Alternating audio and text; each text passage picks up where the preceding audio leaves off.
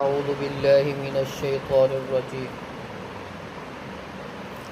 بسم اللہ الرحمن الرحیم امن ہوا قانت آناء اللیل ساجدا وقائما، کیا بھلا وہ شخص جو رات کے اوقات گزارتا ہے سجدے میں اور قیام میں، یحذر الآخرۃ اور آخرت سے ڈرتا ہے، وَيَرْجُو رَحْمَتَ رَبِّ اپنے رب کی رحمت کی امید رکھتا ہے۔ قل فرما دیجئے هل يستوي الذين يعلمون والذين لا يعلمون، کیا برابر ہو سکتے ہیں وہ لوگ جو علم رکھنے والے ہیں اور بے علمی ہیں؟ انما يتذکر الالباب، بے شک نصیحت اور عقل والے ہی حاصل کرتے ہیں۔ قل فرما دیجئے یا عبادی الذین آمنوا، اے میرے بندو جو ایمان لائے، اتقوا ربکم اپنے رب سے ڈر جاؤ، للذین احسنوا فی ہذہ الدنیا حسنہ، جو جس نے بھی نیکی کی ہوگی اس دنیا میں اس کو اچھا بدلہ ملے گا، وارض اللہ واسع، اللہ کی زمین بڑی وسیع ہے، انما یوفی الصابرون، بے شک پورا بدلہ دیا جائے گا صبر کرنے والوں کو اجرہم ان کے اجر کا، بغیر حساب، بنا حساب کے۔ قل فرما دیجئے انی امرت ان اعبد اللہ مخلصا لہ الدین، مجھے تو حکم دیا گیا کہ میں ایک اللہ کی عبادت کروں خالص اسی کے لیے اس کی بندگی کرتے ہوئے، وامرت لان اکون اول المسلمین، اور مجھے حکم دیا گیا کہ میں ہو جاؤں پہلے مسلمان۔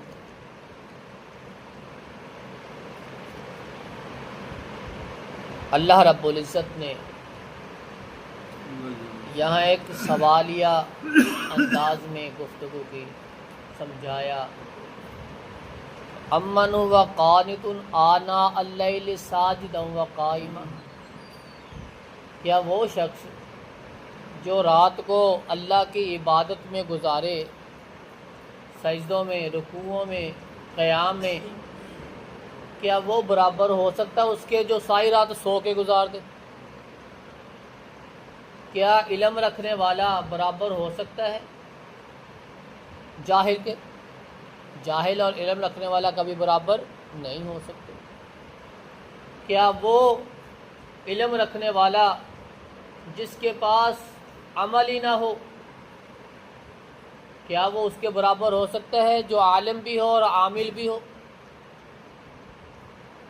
کبھی بھی نہیں ہو سکتا۔ مفسرین لکھتے ہیں کہ جو عالم ہے بے عمل ہے وہ جاہل سے ہی بدتر ہے، وہ ایسے ہی ہے جیسے جانور ہے، جانوروں کی مانند۔ عالم ہو بے عمل ہو پھر وہ جانوروں سے بھی زیادہ بدتر ہے، جاہلوں سے بھی کم تر ہے۔ اس کے علم کا اسے کیا فائدہ جب وہ عمل ہی نہ کرے؟ اس سے بہتر تو پھر جاہل ہیں جن کو پتہ ہی نہیں ہے، وہ اپنے حساب سے عمل کرتے ہیں، کام کرتے ہیں۔ یحذر الآخرۃ ویرجو رحمت ربی، آخرت سے ڈرتا ہے، اپنے رب کی رحمت کی امید رکھتا ہے۔ آپ علیہ الصلاۃ والسلام ایک مریض کی تیمارداری کے لیے گئے، وہ موت اور زندگی کی کشمکش میں تھا۔ فرمایا، اس سے پوچھا، سوال کیا، اس نے کہا مجھے اپنے رب کی رحمت کی بڑی امید، مجھے آخرت کے دن سے بڑا ڈر لگتا ہے۔ آپ فرمایا اچھا، پھر جس طرح کی امید ہے اللہ رب العزت اسی طرح کا عطا کر دے۔ بندہ جس طرح کی اللہ سے امید رکھتا ہے اللہ اس کو ویسا ہی عطا کر دے، تجھے بھی وہ مل جائے گا جس کی تجھے امید ہے۔ انما یتذکر اولو الالباب، نصیحت و عقل والے ہی حاصل کرتے ہیں، ایمان والے اور اپنے رب سے ڈرنے والے دنیا میں جو عمل کریں گے، نیکی کریں گے، ان کو دنیا میں بھی بدلہ ملے گا، آخرت میں بھی ملے گا اور بے حساب ملے گا۔ وَأَرْضُ اللَّهِ وَاسِعَةٌ، اللہ کی زمین بڑی فراخ ہے، بڑی کھلی ہے۔ اگر ایک جگہ پہ تنگی ہے عبادت کرنے میں، وہ جگہ چھوڑ کے دوسری جگہ پہ چلے جائے، ہجرت کر جائے۔ کل قیامت کا دن ہوگا، اس کے بارے میں بھی سوال کیا جائے گا کہ اللہ کی زمین وسیع نہیں تھی؟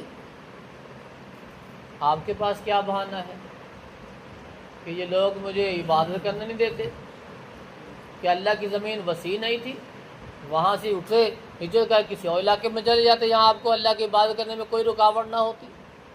وارض اللہ واسع، اللہ کی زمین بڑی وسیع ہے۔ انما یوفی الصابرون اجرهم بغیر حساب، بے شک اللہ صبر کرنے والوں کو ان کا بے حساب اجر دے۔ قل انی امرت ان اعبد اللہ مخلصا لہ الدین، فرما دیجئے پیغمبر صلی اللہ علیہ وسلم مجھے تو حکم دیا گیا کہ میں صرف ایک اللہ کی عبادت کروں، خالص اسی کی کروں، کسی اور کے آگے نہیں، صرف خالص اسی کے آگے جھکوں، بس مجھے یہی حکم دیا گیا۔ وَأُمِرْتُ أَنْ أَكُونَ أَوَّلَ الْمُسْلِمِينَ، مجھے حکم دیا گیا کہ میں پہلا فرما بردار بن جاؤں، صلی اللہ کے تابع ہو جاؤں، اس کے احکامات کے مطابق کی زندگی گزاروں، مجھے یہی حکم دیا گیا۔ اللہ رب العزت سے دعا ہے کہ اللہ رب العزت ہمیں بھی جس طرح رسول اللہ صلی اللہ علیہ وسلم کو حکم دیا گیا کہ خالص اس اللہ کی عبادت کرنی ہے، اللہ رب العزت ہمیں بھی اسی طرح توفیق عطا فرما دے کہ ہم اسی کی عبادت کریں اور خالص ہو کر کریں، دلوں کو صاف رکھیں، تقوی پرہیزگاری دلوں میں اختیار کریں۔